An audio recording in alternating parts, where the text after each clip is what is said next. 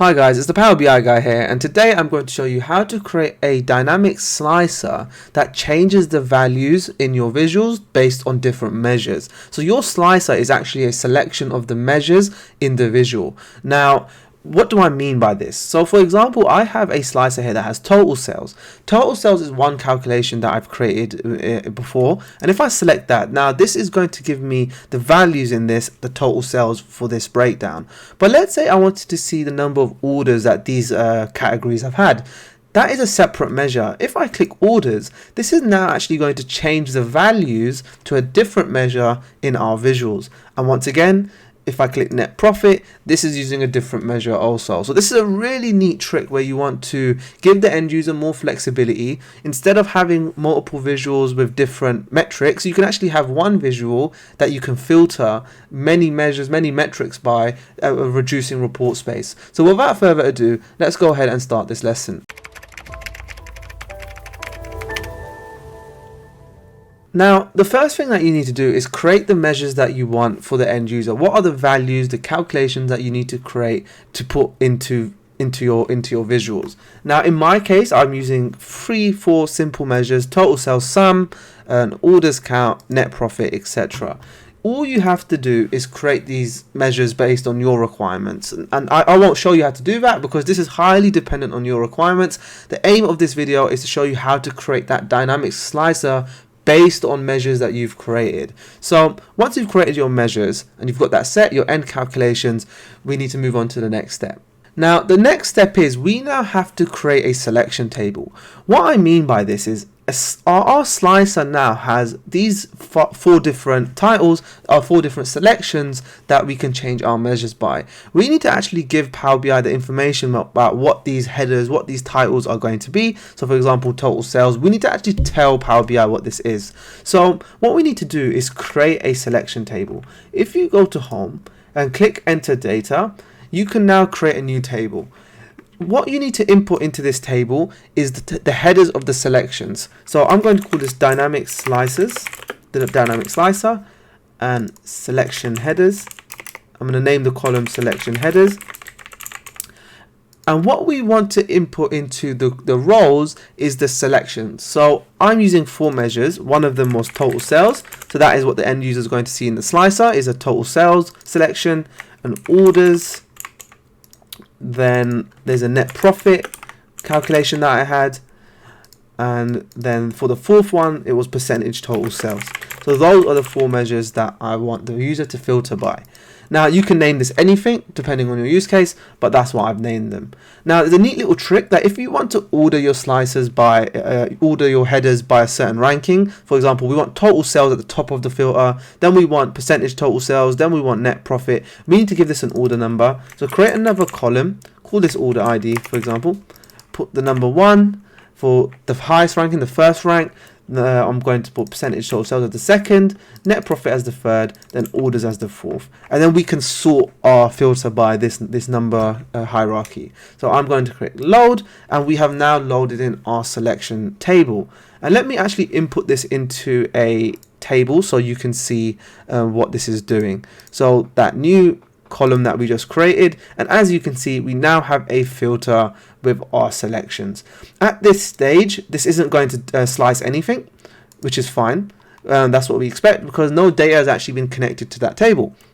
So, and if we want to order this, let me show you how to order this by your order number. If you click your column, go to column tools, sort column by order ID, and as you can see, we now have it in the order that we set in the order IDs. So let's move on to the next step. Once you've done this, let's actually start connecting and making Power BI understand what we're trying to do here. So the next thing we have to do is create a measure that uses the function selected value. And let's actually demonstrate what this does. So I'm going to create this measure. So let's call this selected value. And then if you write in selected value, which is the function name, then selected value, the column we just created, so selection header, that was the column we just created, this in from the selection table. If I input that, let's go ahead and actually put in the filter column we created, and then put in the selected value measure into the fields into a card. Now, as we can see right now, we haven't selected anything, so the visual is showing as blank. But because we've used the selected value function, if I click orders, this is now going to show orders. If I click net profit, these are all our table selection values. We are saying if the selected value, show that. Let Power BI understand we have selected that value. And that is the next measure that we have to create, is that selected value function that will allow Power BI to understand that we are selecting a value in our selection table. So now that we've created our selected value measure, let's go ahead and take a look at the actual calculation that is going to change the measures based on a selection. So we are using a switch statement. So you need to create this measure now, which uses switch, then true. And what we're saying is that if the selected value in the slicer equals total sales, return the total sales sum measure. Else, because this is a switch statement, else if this isn't selected, if the selected value is net profit, return the net profit measure. So these are your calculations that you've created at the start that you want to return.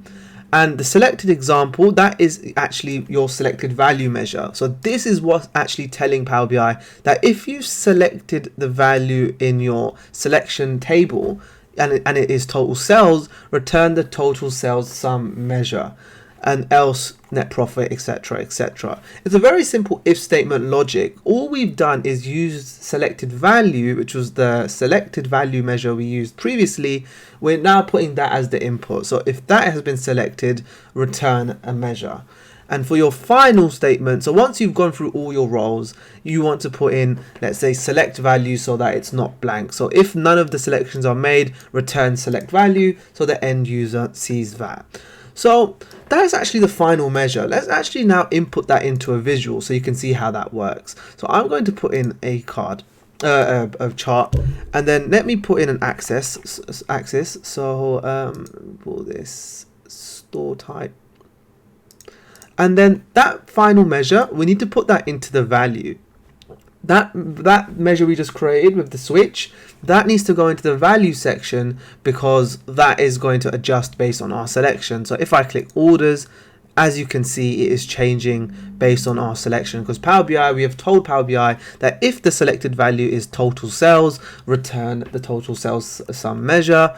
If not, if it's orders, return the orders measure, etc, etc. If we haven't selected nothing, return a blank. Now let's say we wanted to actually have the title of our selection header so that the end user knows what it's showing. So what we can do is, if we go to the format button here, go to title, turn this on, then click the function button over here, and for the field value, now for the value here, go to your table that you created with the selected value measure, input that in here. And if we enable that, if we select orders, and as you can see, the title will adjust based on your selection as well. So I hope that video helped you guys. It's understanding the logic is crucial here. That is the whole purpose of my learning, is not to just show you the DAX, it's so you can actually understand how it's all working together to build that wider Power BI DAX context knowledge. So without further ado, it's the Power BI guy, and I'm checking out.